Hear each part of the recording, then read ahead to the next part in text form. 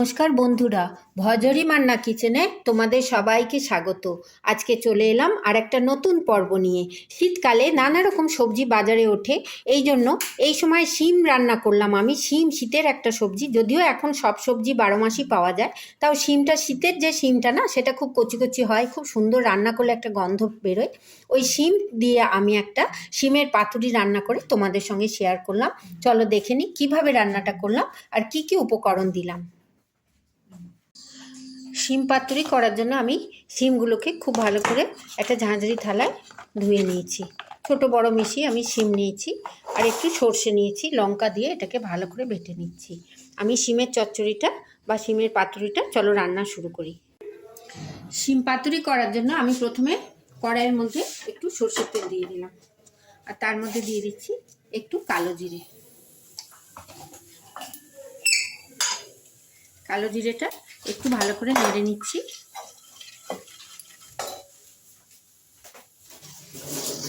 দিয়ে দিচ্ছি একটা শুকনো লঙ্কা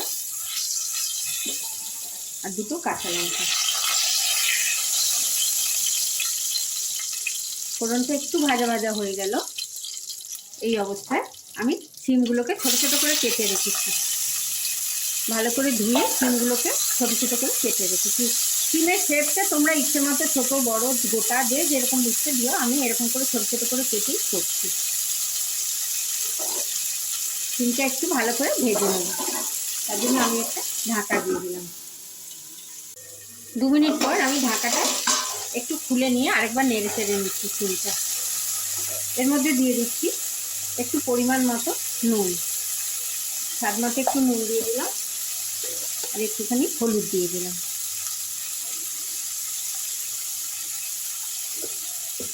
আরেকবার আমি নুন হলুদ দিয়ে শিমটাকে ভেজে নেব। নুন হলুদটা মাখিয়ে দিলাম। আমি আবার 2 মিনিটের জন্য এটা ঢাকা দিয়ে একটু ভেজে নিচ্ছি। আবার 2 মিনিট পর আমি ঢাকাটা খুলে নিলাম। বা শিমটা একটু ভাজা ভাজা হয়েছে, সবুজ থেকে একটু লালচে রং এসছে, খুব সুন্দর আমি ভাজা ভাজা করে নিলাম। এরপরে আমি একটুখানি সর্ষে আর কাঁচা লঙ্কা বেটে রেখেছিলাম, দু রকম সর্ষে আর কাঁচা লঙ্কা, সেটা আমি এর মধ্যে দিয়ে দিচ্ছি। সর্ষের পরিমাণটা তোমরা পছন্দ মতো দিও। এই শিম চচ্চড়ি দিয়ে না শীতকালে এক থালা ভাত খাওয়া হয়ে যায়। দেখো আমি এটা একটুখানি সর্ষেটা মাখামাখি করে দিচ্ছি, কিন্তু সর্ষে না বেশিক্ষণ ভাজা যাবে না, তাহলে একটু তেতো ভাবটা এসে যায়। আমি অল্প একটুখানি ভেজে নিচ্ছি। একটু সর্ষের তেলও দিয়ে দিলাম, অনবদ্য খেতে হয়। দেখো শিম সর্ষে একসঙ্গে সর্ষের তেলের সঙ্গে একটু নেড়ে নিলাম। দেখো গন্ধটা দারুণ বেরোচ্ছে। সর্ষের তেলে রান্না করলে যে কোনো সাবেকি রান্না খুব সুন্দর স্বাদ হয় আর গন্ধটাও দারুণ। এই পর্যায়ে আমি একটু জল দিয়ে দিলাম। বেশিক্ষণ ভাজবো না, তাহলে একটা তিতকুটে ভাব এসে যায় সর্ষের মধ্যে। দেখো শুকনো লঙ্কা কাঁচা লঙ্কা সবই দিয়েছি। কালো জিরে দিয়ে এটা ফোড়ন দেবে। এটা না 5 ফোড়ন না দিয়ে কালো জিরে ফোড়ন দিয়ে খেতে খুব ভালো হয়। এই পর্যায়ে আমি একটুখানি মিষ্টি দিয়ে দিচ্ছি, চিনি একটু ব্যবহার করছি। তোমরা এটা স্কিপও করতে পারো, যারা না মিষ্টি পছন্দ করো স্কিপ করতে পারো। দিয়ে দেখো এটাকে আমি খুব সুন্দর করে আবার নাড়িয়ে দিলাম। এবার আমি শিমটা অর্ধেক সেদ্ধ ছিল, আর একটু সেদ্ধ করার জন্য ঢাকা দিয়ে দিলাম।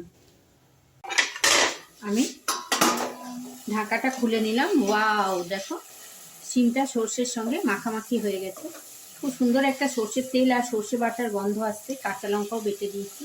শিমটা আমার প্রায় তৈরি হয়ে গেছে। এবার আমি গ্যাসের ফ্লেমটা বন্ধ করে দেবো। এই যে যেটুকু গ্রেভি আছে, এটা 10 মিনিট স্ট্যান্ডিং টাইম রাখলেই গ্রেভিটা একদম গায়ে মাখা হয়ে যাবে। এটা তোমরা গরম ভাত দিয়ে খেয়ে দেখো, শীতে দুপুরে খাওয়াটাই জমে যাবে। রুটির সঙ্গেও এটা খুব ভালো লাগবে। দেখো আমি এবার গ্যাসের ফ্লেমটা বন্ধ করে দিচ্ছি। তার আগে আমি একটুখানি সর্ষের তেল ছড়িয়ে নিচ্ছি। একটু সর্ষের তেলের গন্ধটা দারুণ লাগে। একটু সর্ষের তেল দিয়ে দিলাম আর দিয়ে দিলাম একটু গরম মশলার গুঁড়ো। এটা অপশনাল, এই চিনি গরম মশলা এগুলো অপশনাল। যে যেরকম যার বাড়ির খাওয়া তোমরা সেই মতো দিও। আমার বাড়িতে একটু যে কোনো সবজিতে মিষ্টি মিষ্টি হলে খেতে ভালোবাসে। আর গরম মশলার গুঁড়োটা দিলাম যাতে গন্ধটা খুব সুন্দর হয়। দেখো শিমটা পুরো গায়ে মাখা হয়ে গেছে। এবার আমি গ্যাসের ফ্লেমটা বন্ধ করে দিলাম। 10 মিনিট স্ট্যান্ডিং টাইমে রেখে আমি এটা একটা প্লেটে তুলে নিচ্ছি। আমি শিমটাকে কড়াই থেকে তুলে একটা প্লেটে ঢেলে নিলাম। তৈরি হয়ে গেল দুর্দান্ত স্বাদের একটা শিমের পাতুরি। এইভাবে শিম তোমরা ঘরে রান্না করে খেয়ে দেখো, গরম ভাতের সঙ্গে বা রুটি পরোটার সঙ্গে খুব ভালো লাগে। যদি আমার ভিডিওটা তোমাদের ভালো লাগে, কীরকম লাগলো লিখে আমাকে কমেন্ট বক্সে জানিও। যারা আমার পুরনো বন্ধু তাদের অনেক আন্তরিক শুভেচ্ছা ও ভালোবাসা জানাই। যারা আমার নতুন বন্ধু তাদেরকে আমার চ্যানেলটা সাবস্ক্রাইব করার অনুরোধ রইল। সবাই খুব ভালো থেকো, সুস্থ থেকো, সাবধানে থেকো। এইভাবে একবার শিম পাতুরি ঘরোয়া পদ্ধতিতে ঘরোয়াভাবে বানিয়ে খেয়ে দেখো কীরকম লাগে। ধন্যবাদ।